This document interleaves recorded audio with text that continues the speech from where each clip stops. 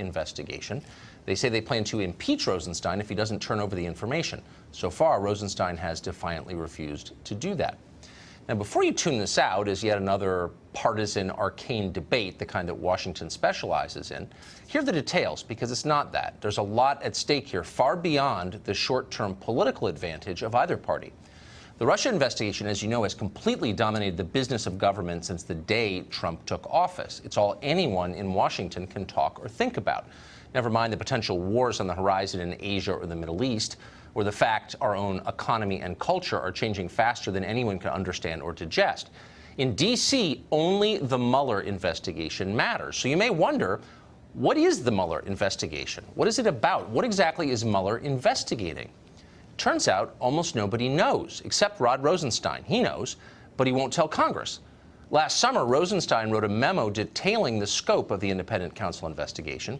Key portions of that memo remain hidden from view. Congress would like to see them and has every right to see them. Our Constitution requires our elected representatives to supervise the Department of Justice. Why is that? Well, so that bureaucrats with massive law enforcement and surveillance powers remain accountable to voters. We give them guns, let them arrest us, send us to prison, allow them to break into our private email accounts, tap our phones. They have a lot of power. In return, they promise not to misuse that power. And if there's any question about their honesty, we get to check. That's what transparency is. Government bureaucrats hate transparency. They'd rather do their work in secret. Secrecy is the shield that protects them from our scrutiny. And not just in this case. Consider the House Intelligence Committee investigation into Russian collusion. It was just completed. It took a year to complete. The final report ran to 253 pages. Yet the rest of us couldn't really read it because key facts were missing. Just how many Trump associates did the Obama administration spy on during the 2016 campaign? It would be nice to know that. Sorry, it's redacted. Is there any actual proof that the Russian government directed hacking of the DNC and John Podesta's Gmail account? Well, if there is, that's been redacted too. Or how about this? The report says that the FBI agents who interviewed Mike Flynn didn't believe he was lying. But wait. Mike Flynn pleaded guilty to lying to those agents, and his life was destroyed as the result. He just sold his house to raise money for his legal defense. So what's going on here? Well, we don't know. That information was redacted. Why were all these redactions made? We don't even know that. We asked, no one would tell us. And then there's the FISA application to spy on Trump campaign aide Carter Page. That hasn't been released either, even though we now have ample reason to believe the application may have been fundamentally illegitimate, based heavily on discredited partisan hearsay, the Steele dossier. Jim Comey denies this, of course. He's denied it repeatedly on his book tour. Just the other day, he noted, smiling faintly as he said it, that there's no way to check, really, because it's classified. The joke is on us, except it's not funny. Almost nobody trusts the government anymore, and that's one subject that both sides can agree on. There's only one way to fix that: sunlight. Stop hiding, stop lying, tell us what's really going on. Rod Rosenstein has no intention of doing any of that. In an interview today at the Newseum, Rosenstein compared demands for greater transparency from Congress to a mafia shakedown. Watch. There have been people who have been making threats privately and publicly against me for quite some time. And I think they should understand by now the Department of Justice is not going to be extorted. We're going to do what's required by the rule of law, and any kind of threats that anybody makes are not going to affect the way we do our job. Little victim. Extorted? How about accountable? Nobody elected Rod Rosenstein to anything or any of these people. They work for us, supposedly on our behalf. When they won't explain what they're doing or why they're doing it, it is a sure sign, always and everywhere, that they have begun to work against us. That's what it means. Joe diGenova is a former U.S. attorney for the District of Columbia, and he joins us now. It's hard to believe that just happened, that Rod Rosenstein, about whom I was ambivalent until today, would get out there and attack the Congress, which has constitutional oversight over his department, as mafia members, in effect, for asking for what the Constitution demands they have, which is oversight. The Deputy Attorney General today disqualified himself from continued service in the Department of Justice. Jeff Sessions now has an absolute responsibility to call him into his office, berate him for saying that constitutional oversight is extortion. That statement by a constitutional officer like Rod Rosenstein is disgraceful. It's an embarrassment to the department, but it is of a pattern of what Mr. Rosenstein has done there since he arrived. He is a careerist. He believes that the department can do no wrong and that he is going to resist calls for more information. When you realize that he appointed a special counsel, Robert Mueller, someone that he's very close to and who was very close to James Comey, to investigate no crime and put this country through 15 going on 16 months of interruption of a new president, that tells you something about Rod Rosenstein. He is resisting all of this because he created the original sin, an investigation of no crime. I'm just confused, though. I mean, Rod Rosenstein has a gun. He has the power to arrest you or me. Lying to him is a felony. He has a lot of power.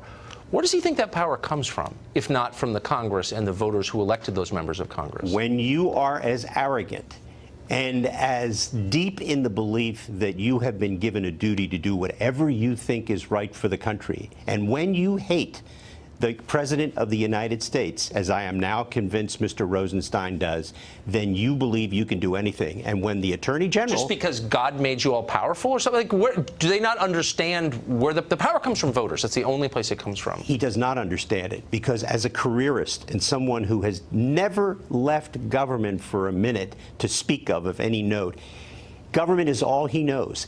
And for him, the most important thing is the next job.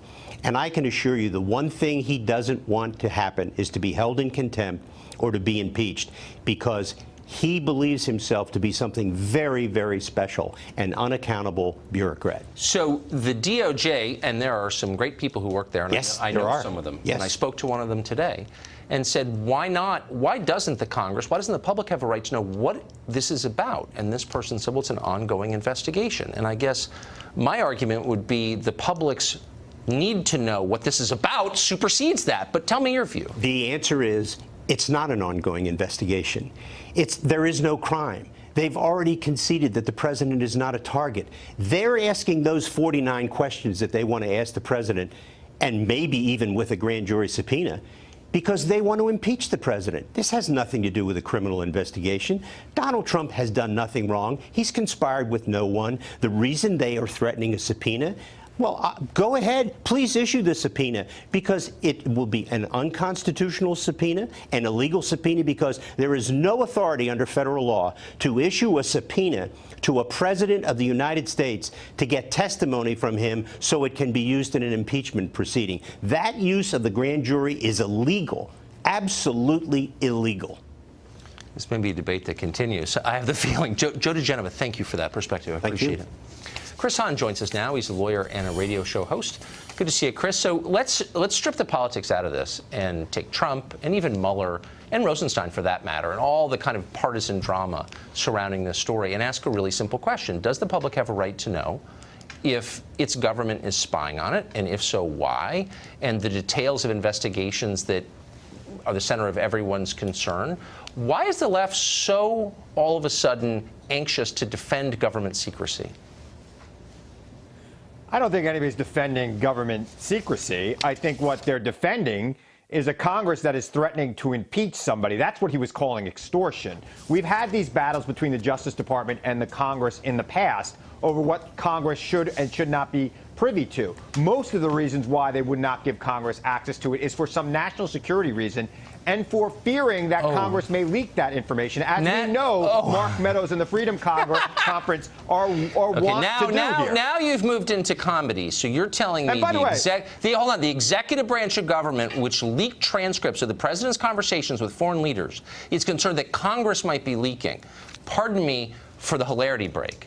That's ridiculous. Let me just say, if there's a national security concern that is preventing the release of information that I think I have a right to see, what would that be? What exactly is that concern? Let's be specific. Look, Congress leaked this memo before they had time to spell check it and edit it. So let's be very clear here. They leak like a sieve. There's tons of, and that's probably part of the reason why agree more. national Yes, security information Okay, but what would be the national? So hold on. Liberals always used to say, "Don't lie to me about the national security concerns. That's merely a shield for your own corruption." It was liberals who led that fight for openness, for the Sunshine Laws, as you know.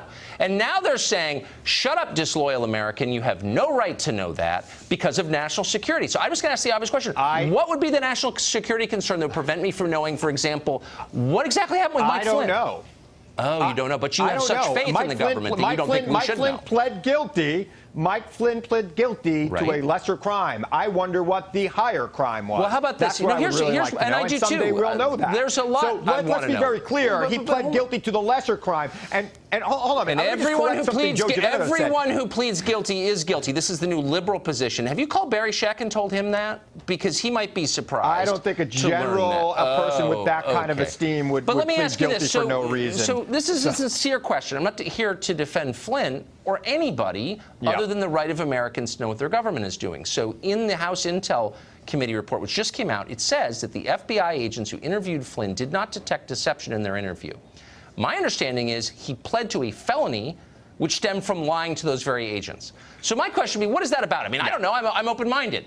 That information is redacted. On the basis of what concern would that be redacted? Why shouldn't I know that? Look, it's a partisan report that you're citing right there. But why shouldn't I know? There's very little fact to that report. I give very little credence to it. And the American people, by the way, the American people will give no credence to it either, and that's why they'll be in the minority come January, and we'll have a real intelligence committee. Now you're making it dumb and partisan. Let's get back to the principle, which is, why don't I, as an American who has increasingly lost faith in both parties and in my government, have a right to assess what the government is doing in my name and with my tax dollars? I thought isn't that sort of a basic request of citizenship? Tucker, you absolutely do have a right. Oh, I do. So why can't I exercise it? You have a right, but what he called extortion was their threat to impeach them. Let me tell you something. Try to impeach them. The President of the United States should try to fire him. He should try to fire Mueller if he thinks that's what's going on. They don't have the guts or the courage to do it. Okay. You're, again, trying to bring it into partisan territory. I am asking a very simple question, which is, why doesn't the Congress of the United States, which has constitutional oversight over the DOJ and over this Rosenstein guy, why don't they have a right to see the documents unredacted? That's the core question, not impeachment. Oh, they do, but they're not getting them. So now they're frustrated and they're threatening the guy. If they feel that the DOJ is not providing them documents, there is a process by which they can vote as an entire Congress to get those documents. And if they feel they are entitled to those documents, they should go through that process. But hold on. Threaten to impeach a so they're going through the wrong process, law enforcement official who served this country well. So tell me really quickly why I can't see and settle the partisan debate forever the application to spy on American citizen Carter Page. Comey says, oh, the Steele dossier was not central. Others who have seen it believe it was. Why can't I see it? Why shouldn't I know that as an American, as a journalist?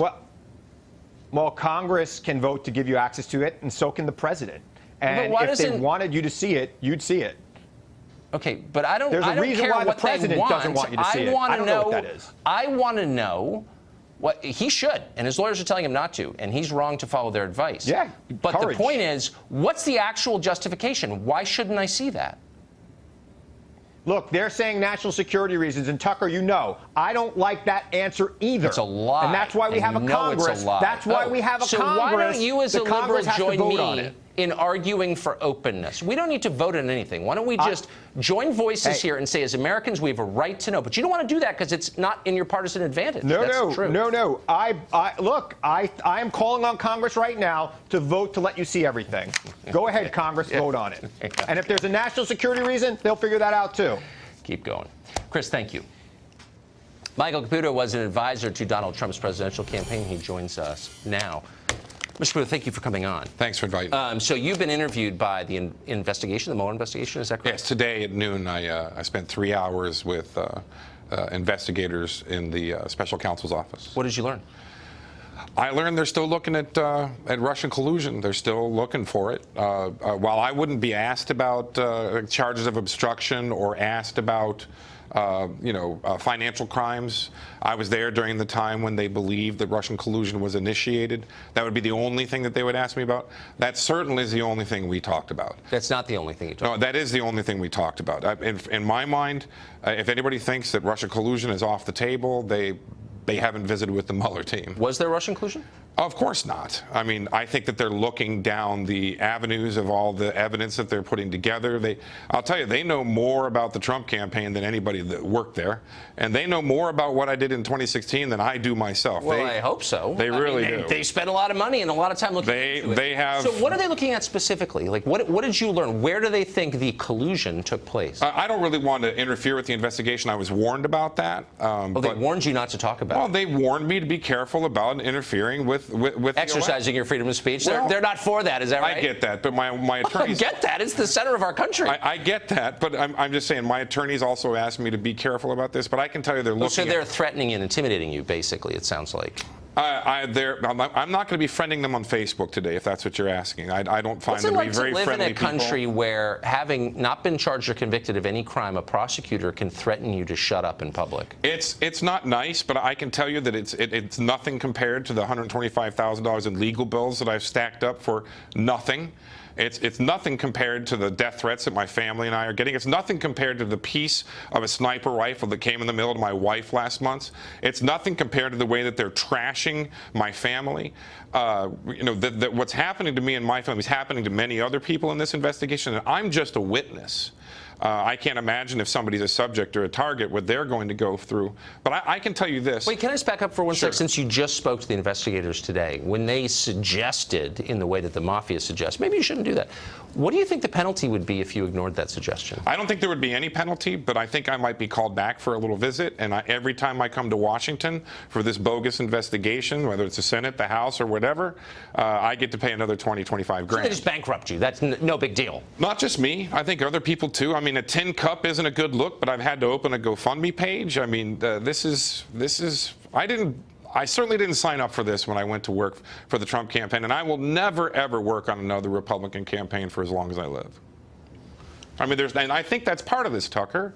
I think this is a punishment strategy. I think they want to destroy the president. They want to destroy his family. They want to destroy his businesses. They want to destroy his friends so that no billionaire in, let's say, 15 years wakes up and tells his wife, you know what, the country's broken and only I can fix it. His wife will say, are you crazy? Did you see what happened to Donald Trump and everybody around him? So that's what this is about. So they've so intimidated you. And again, they're not charging you with anything. There's no allegation that you committed a crime.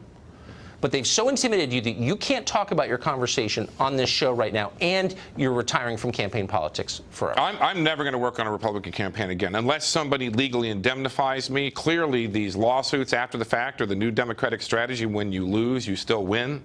I don't think anybody should work on a Republican campaign again unless they're legally indemnified. I think if you do, you're crazy. My legal fees are going to be at least $125,000. That's more than I make in a year. That's more than where I live in East Aurora, New York. That's more than most people in my town make. And I don't know how we're going to pay that off, me and my family.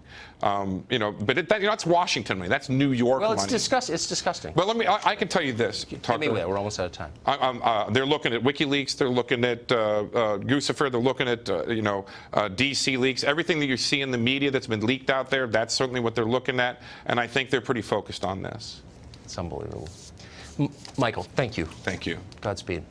It's been 7 months, but new information is out just tonight from Las Vegas. Police say they're finally ready to release body camera footage from the night of the massacre. Why now? Talk to a retired FBI agent on that next.